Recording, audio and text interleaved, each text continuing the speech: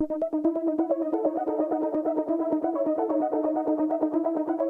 to Gym City Comic Con 2013 here at the Nutter Center for the first time. Last year the show was expanded to a two-day show. It's 2 days again this year, new location, much larger. We're sitting here with Chad Lambert discussing the 10th anniversary of Possum at Large. 10 years. 10 years. Now I know a lot of your writing centered around time travel. Does it feel like you've been on a long time travel trip with this book? It does, it feels like 10 years. Does it feel like more than 10 years?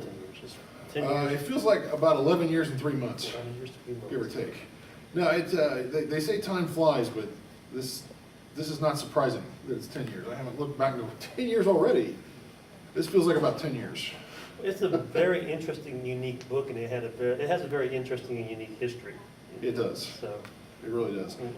I was torn in doing the 10th anniversary of the book because it was technically the 20th anniversary of the creation of the strip. yes, But trust me, nobody wants to see that strip from 10 years ago. That was bad. So I decided to focus on the professional era of Possum at Large, which happened 10 years ago with the first book. Yeah. because Possum, Jake being his first name, was it 92 when he first started running as He started as a comic strip in March of 93. 93. Yeah. And so how does he jump from a comic strip that ran on like a newspaper or something? It was my college newspaper. Yeah. How does that go from that to its own comic? You had serial adventures of the character. Right. Now you have a standalone 32-page book featuring pretty much one adventure. How did that get to that point? Well, it took 8 years. And I wish that was 8 years of strategic planning, but that was 8 years of me going, I should make a comic. That'd be cool to make a comic. But, it was so well planned to begin with. As a comic strip, my then girlfriend, now wife, was editor of the paper. Right. And it was a 4-page newspaper. And on page 3, we had a contract with Calvin and Hobbes. So we would run the Monday through Saturday Calvin and Hobbes once a week. Right. At the bottom, there was this odd square. It was a 3-column square. It was about 3.5 columns long.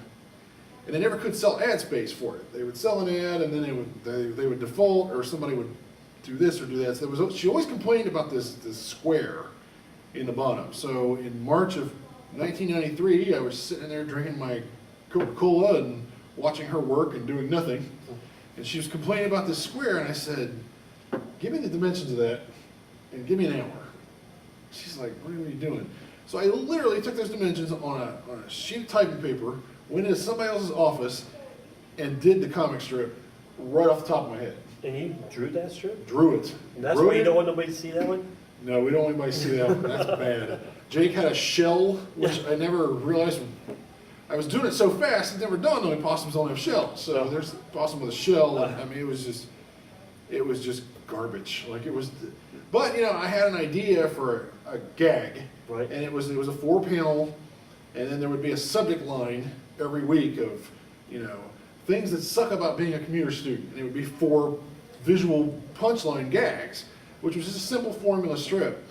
And we put it on there, and it was Jake the Possum, and we published, and then I realized, oh my God, I gotta do another one next week. Next week, weekly timetables can be a little intimidating. Yeah, I'm sure you know that firsthand from your online experience, but this was pre-internet, so this was, my God, I just committed to writing and drawing a weekly comic strip. This is horrible. So I immediately, the next day, sat down and started mapping out, 3 or 4 ideas, and I had to go, I had to do it. So you're doing the art for this thing for a while. It wasn't just the first one, you did art for more than one. I did it for all of spring quarter 1993. So we were at the beginning of spring quarter, so I was staring down 9 strips over 9 weeks, which literally almost killed me. I mean, I was a full-time student. I had nearly a full-time job supporting myself through college, and here I've just suddenly committed to this comic strip. So we got to the last one. I made it. Did 9 consecutive.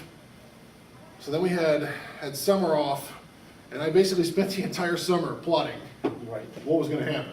And at that point, you decided that you wanted to find an artist? Or Yes, so- I needed help. I had a friend of mine from high school, Jim Barnett, who offered to kind of help me out with it a little bit, and he had a couple of full page or full panel gags, like evergreen stuff that wasn't specific to Rio Grande. And so I'm like, yeah, here's the dimensions, draw one. Like, just so I have filler, so I have one. And in that time, I met a guy who was, at the time, I think he was 17 years old, out in Gallup Police, named Jason Carpenter, who was a really good, penciler. We both had mutual interests, and we met via the comic book store down there. So he kind of offered to help me pencil. And then I thought, well, I will, maintain its consistency by just inking it and lettering it. Wow. So that'll take some of the edge off. So, I mean, from day one, I had the Marvel way of doing the strip, to where I did not want to write and draw myself. So. But Stan never inked anything, as far as I know. So That's true. You're much more hands-on than I thought when it came to this. I thought you were just strictly writing and creating this. I didn't know you actually drew and inked anything. That's pretty interesting. I drew, like I said, I drew that first quarter, and then I sort of inked and lettered the rest of it to kind of hone it back to how I wanted it. I've always been very hands-on, but I mean, I don't do any artwork on the professional stuff because I suck. But back then, I wanted some kind of visual tapestry, some consistency with what I was doing. So, yeah, I always inked. And then I would do, every once in a while, I would do one all the way through. Like, I'd have Jason working on two, I'd work on one, just to keep the schedule. Nice, that's cool too. Yeah. And he was good. He was a lot better than I was, but he could mimic the vibe of it. So it worked out. So that 8-year period from 93 to, what we're looking at there? The strip 2000? ran from 93 to the end of 94 when I took over as editor. There was a conflict of interest of I can't make fun of everything on campus and still be the editor of the paper. So the strip ran for about a year, Right. give or take a few. So yeah, I graduated in 94 and I said, I'm going to make a comic. And it took 8 years. 8 years to get. By that time, was your then girlfriend your wife? By the time the actual book came out, or did that happen yet in your life? Yeah, we got married in 95. 95.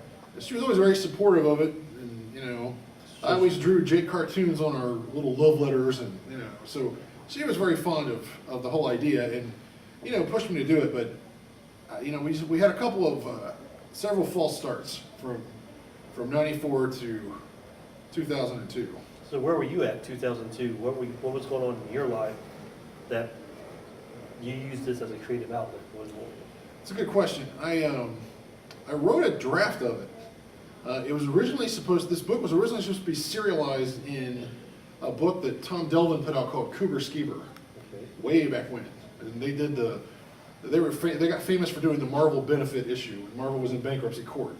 Wow. They did a Marvel issue, which was phenomenal. But it was originally designed to be a serial for that. And I had written quite a bit of it in 1996, 97. And it was originally supposed to be drawn by a mini-comics artist named Will Petrie, who actually helped me develop quite a bit of the idea for the story. But it was just a series of false starts. He would start the book, and then he would have to leave. And then I would get somebody else, and they would start the book, and then they would leave. And then actually Nate Lovett worked on it for a while. Wow. So, I mean, we had a lot of contributors, but I just couldn't get that connection. I needed a lot more collaboration from an illustrator. I really wanted somebody to have my back on it as opposed to somebody just drawing it. And the guys that worked on it before were phenomenal, but things just happened. The guys I wanted working on it, like Nate and Don Schlotman, were busy or we'd lose contact, and so it was tough. There were a lot of false starts. But I had a core of a script in 1997. Shortly after that, I went full-time with my day job, which was producing the Gary Burbank show All right. on 700 WLW. So that drained every ounce of creativity I had. I mean, I was writing humor for that show daily, and producing humor, and it was an exhausting job. So I couldn't get around to it. So it wasn't until I left there and got a normal, quiet day job that the creative outlet just started kind of gorging, where I wasn't writing daily topical humor and that kind of stuff. So I thought, I might go back to that script and just see what I can do with it. Right. At that point, I had no aspirations of publishing it. I just went back in and I went back in and looked at it and I'm like, it's not funny. That's why I couldn't finish it. It wasn't funny. It was too plot driven. There was too much of a narrative. So I'm like, now that I have 5 years humor experience, Right. let's go back and make this funny. So you did a complete rewrite. Is that what you? I did and I didn't. I kept the basic plot structure, but I would go to each page and I'm like, what's funny on this page? I look at it, I'm like, nothing's funny on this page. So I'd add humor and build it in and make the dialogue more crisp and give the characters more personality rather than just plot-driven pieces. Gotcha. And I was heavily accused of it not being funny enough when it came out, but I thought it was pretty funny. I think it's a pretty funny book as well. It's a specific type of humor. Very specific, and it's a highbrow. Would you say highbrow? I would say it's highbrow. It's definitely not. It's definitely not the type of humor you see in comics. Right. It's definitely more of that radio humor. It's fast. It's quick. Very highbrow. And it has references to pop culture that some people may know, some people don't know, like Jimmy Piccolo. Yeah, I mean, at the time, people weren't doing that. I mean, Kevin Smith had started it in his movies, but you didn't see a lot of that in comics. This was pre-Brian Bendis. This was, so it was fast and it was dropping pop culture. It was dropping like timely references. Right. So it was very fresh and fast for its era. And I saw that name pop up in there. I was like, wow. I'm the only person that maybe remembers this character from Happy Days. Right, and it was just a background name drop. There were several in there, but yeah, I mean, it was Jake's at the time was in his early 30s and was obsessed with 80s culture, and so that bled into the comic quite a bit. I think it's one thing that I like about the comics so much because I'm obsessed with the 80s as well. Music, comics, TV shows, all that stuff is better in the 80s than what we have nowadays. So Exactly. So how did you meet Joe Gravel or Gravel? How is that pronounced? It's in Canada. It's Gravel. Gravel. Emphasis on the second syllable. It's very hard to say. You have to think about it ahead of time. It's Gravel, but we call him Joe Gravel. Us Americans and our stupid pronunciations. But, it's funny because Will Petrie and I had worked on this for almost a year, and we're going to do it as mini comics.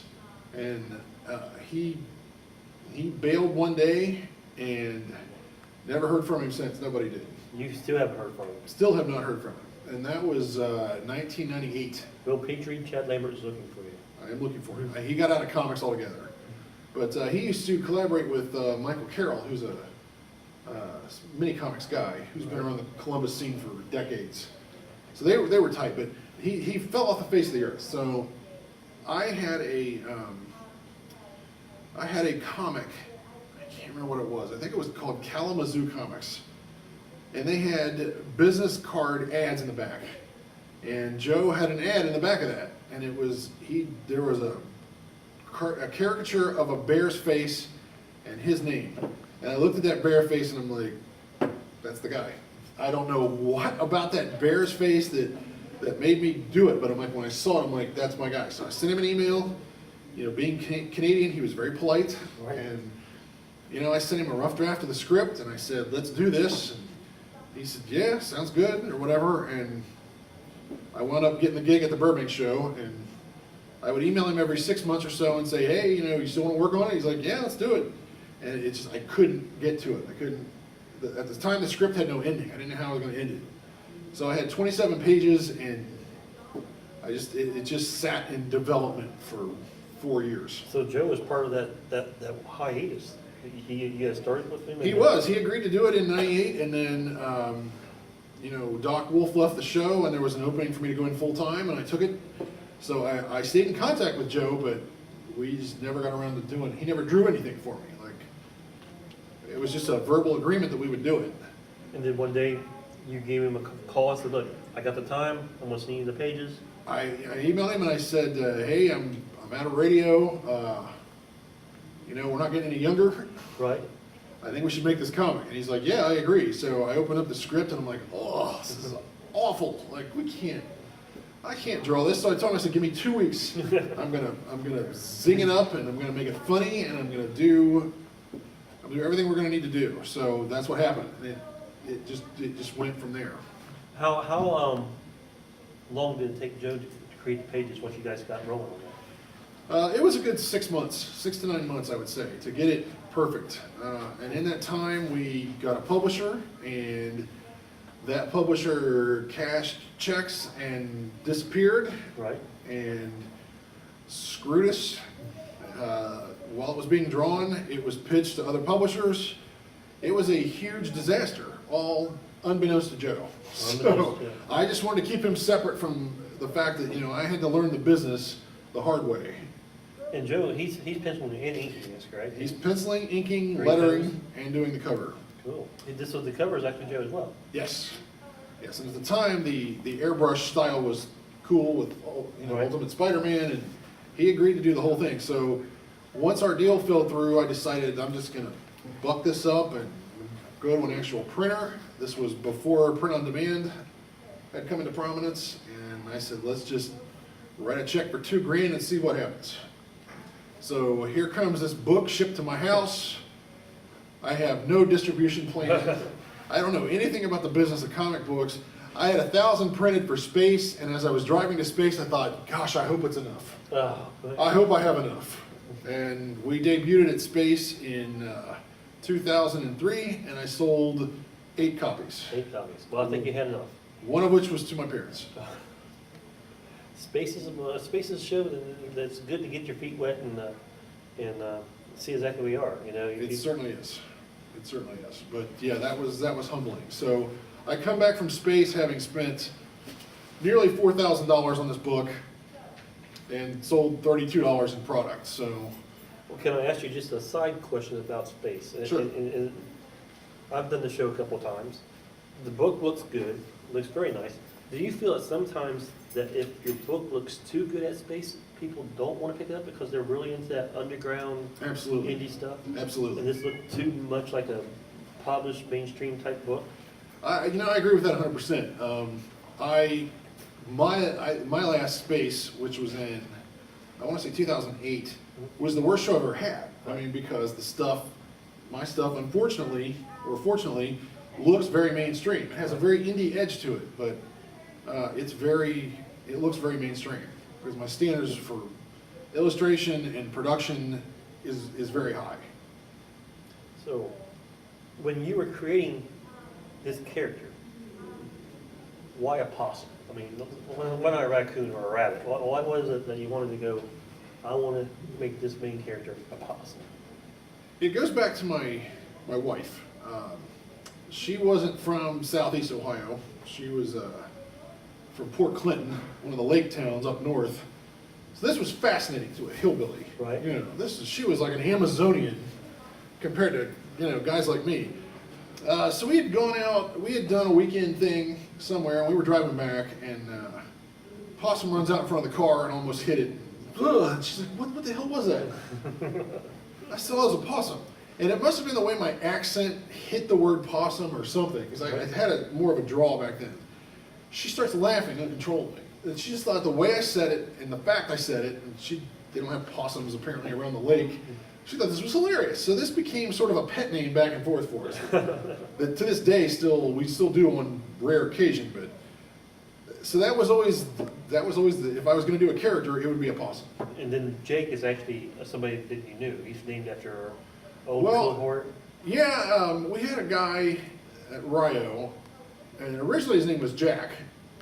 I don't know where Jake came from, but there's a guy at Rio Grande who's Jake Babst, who swears that the possum is based on him because he kind of looks like him, and he thinks that Jake came from him. So He wants some royalties. if he wants to think that, that's fine. But he was certainly a huge supporter of it. So if he wants that to be true, that's cool. Now, I had the privilege of picking this book up a few years ago. I don't know exactly where I got it at, but I ran into it, I picked it up, and I gotta admit that I personally think this is 32 pages of a near perfect indie comic. When you look at the story and the art, the balance of the book, because like in mainstream comics, there's a lot of times you get a very art-driven book, but there's no really coherent story, or vice versa. You get a nice story, but the art looks like something that you and I drew. Right.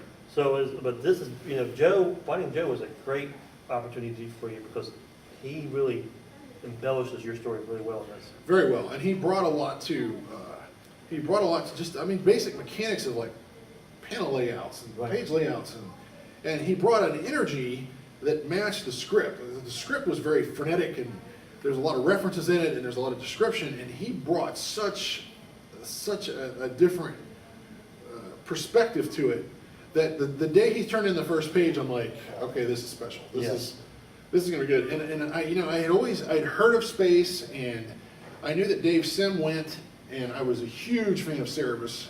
And when I started seeing these pages, in my mind, I am going to take this book to Space, I am going to enter it for the Day Prize, and I am going to go back next year as a finalist. There was no question in my mind that that book was in the pocket of what Dave Sim likes. Right.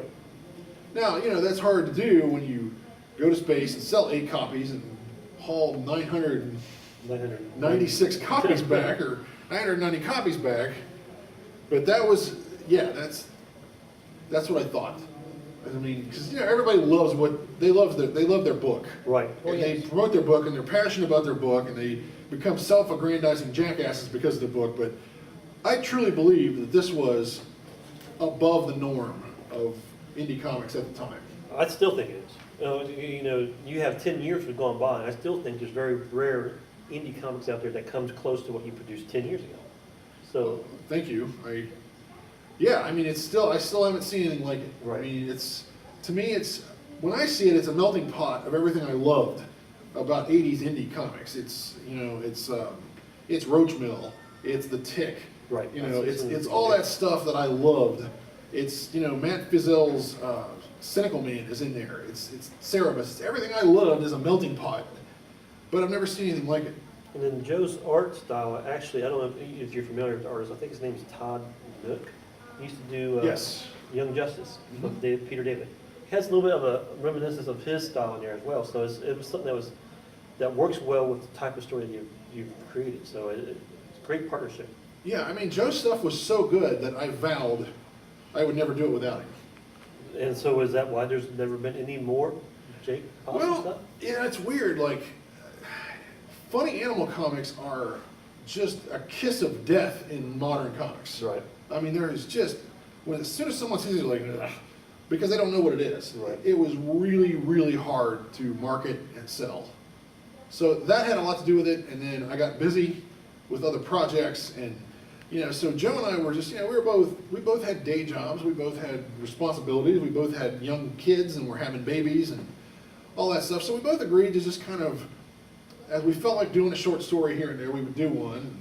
If an opportunity presented itself, we would do that. Little did we know that we would be producing material together for the better part of a decade without actually doing another self-contained book again. Old Possum at Large stuff or other material as well? Anything. I mean, he is the most natural collaborator I've ever worked with. So you guys still work on other stuff throughout the 10 years since this book's come out? Oh yeah. In particular, a few years ago there was a website called Transformers Mosaic, Okay. which was they were doing kind of like tell your Transformers story in one page. It was sort of fan fiction kind of stuff that Hasbro endorsed it.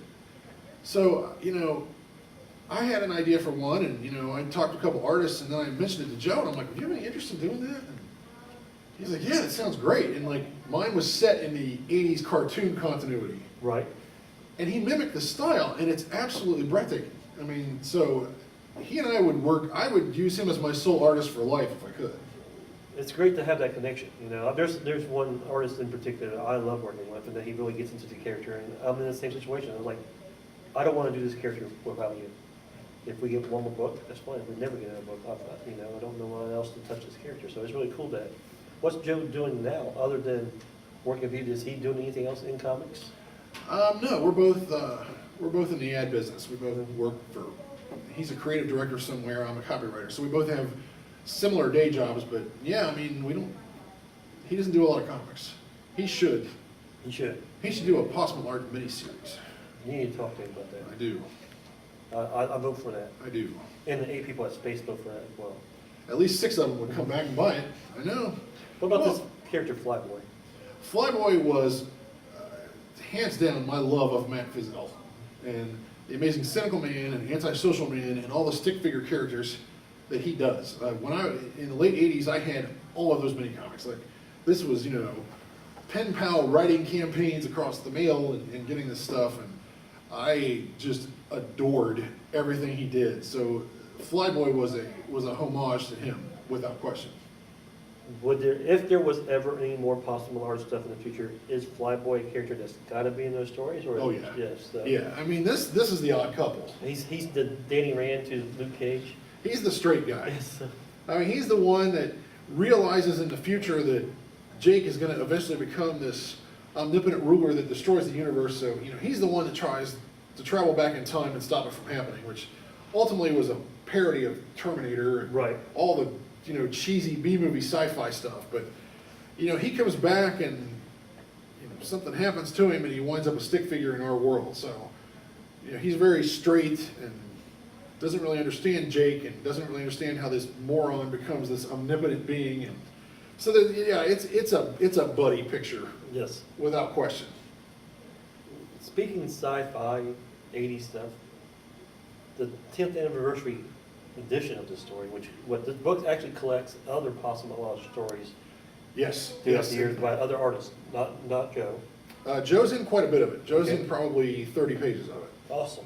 Because I just picked this up today. I haven't really had a chance to look at it, so Oh. I'm in for a treat then. You are in for a treat. This is something else. But the cover is a homage to one of your favorite sci-fi comics or properties. You want to talk about that just a little? Sure, yeah. The first comic book I remember owning was Marvel's Star Wars #7, which was the first issue outside of the movie, which is where they went off on their own and did their own adventures. But it had that famous, Han and Chewie cover.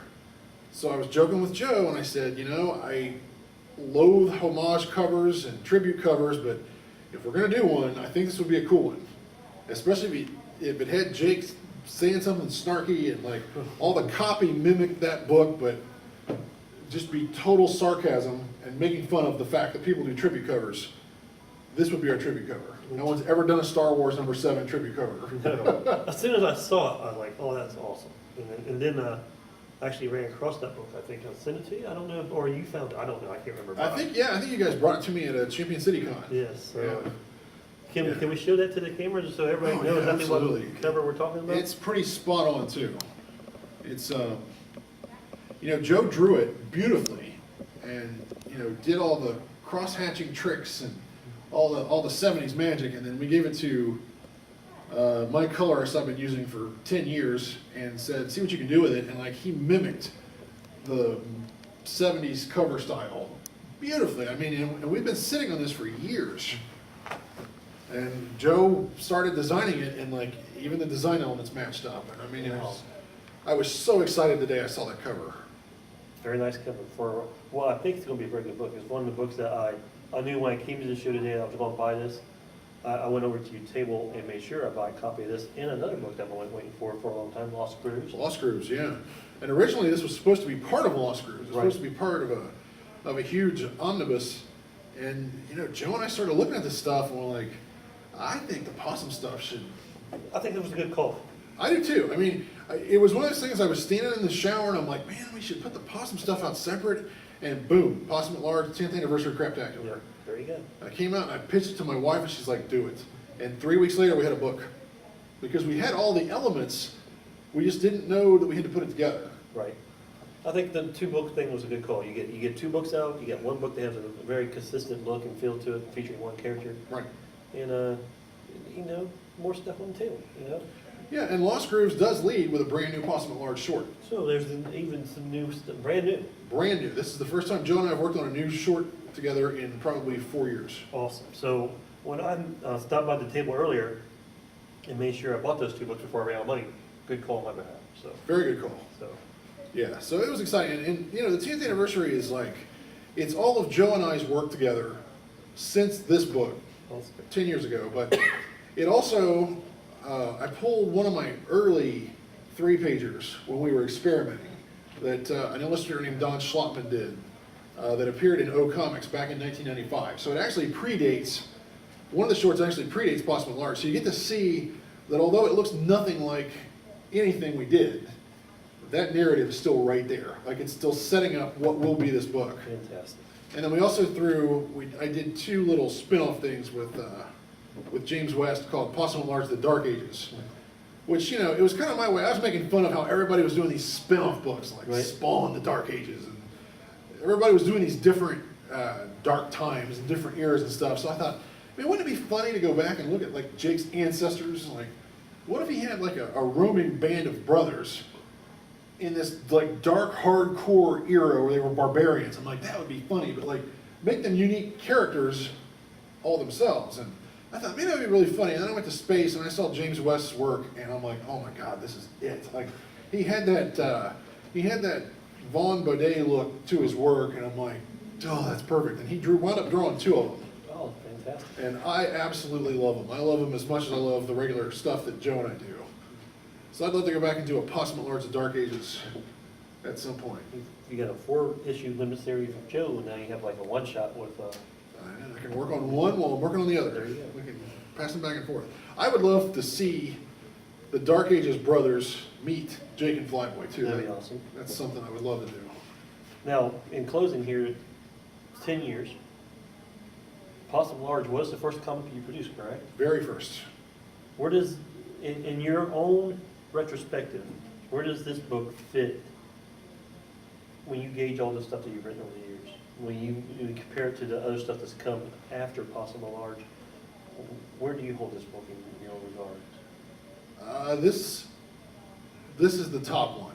Well, To this day, in my mind, I have not topped it, just from my own personal interest in it,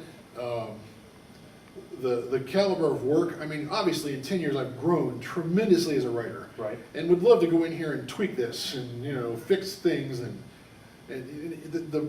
the editor in me constantly wants to fix and change and redo stuff, but that is such a benchmark for me to have produced a comic knowing nothing about comics and knowing nothing about the business and nothing about how to write comics or anything. To be able to have done that with knowing no more than I knew, to this day still astounds me. And Fantastic. you know, even having written things like Kung Fu Panda and Megamind and Blood Rain and having sort of like the big show appearances now and then, Right. I still look at that and I'm like, I still cannot believe I pulled that off. Is it partly because it's your first one, your first baby? Is it? Oh, without question, without question. And you know, it's funny too, because like when we sat down to write The Saint, which is the new short in Lost Grooves, Right. you know, I'm sitting looking at that blank page and I'm like, oh wow, there's pressure here. Like, I gotta do Possum at Large again. I'm like, it's gotta be better than it was, and it's gotta be, there was like a caliber, a standard that even now I get a little intimidated by. You set the benchmark pretty high. I set the mark pretty high. So, And you know, that was true of editing, you know, the 10th anniversary book was, you know, I want these two next to each other to look consistent, even Right. though they're 10 years apart. So yeah, that was, I hold Possum at Large very high. very good. Always have, always will. Good reason. Well, Well, and as a special thank you for helping host this, I wanted to give you a comic that no one's ever seen before. I think you'll get a big kick out of this. That's actually not my first comic. This is actually my first comic. wow. That was a mini comic compilation that I printed 50 of in 1994 when the strip ended. So is this you in here? This is me. Awesome. So apologies ahead of time. And the cover is very much as We stayed consistent. Like, I sent Joe that cover. And yeah, so we paid our respects beautifully with the back cover there. Although clearly, you know, the 1994 version, if you look at them side by side, much better. much better. This hack crap here by Joe and painter Steve Black, just, it's phoned in. It's These guys are clearly past their prime. yes. This I have to agree. This is, you know, the coloration of the paper, everything here. One solid black works so much better than all those vibrant colors. Oh, yeah. Oh, yeah. Hands down. So there's what the strip looked like. I appreciate it, Chad. Thank you very much. That's It's awesome. one of 3 remaining on the planet. Wow. Thank you very much. Well, thank you for taking the time to talk about something that's very close to your heart, and hopefully we do see more of Jake the Possum in the future. I hope so. So, Fantastic. And I certainly hope so. Thank you, go out Bill. there and knock them dead. All right, man.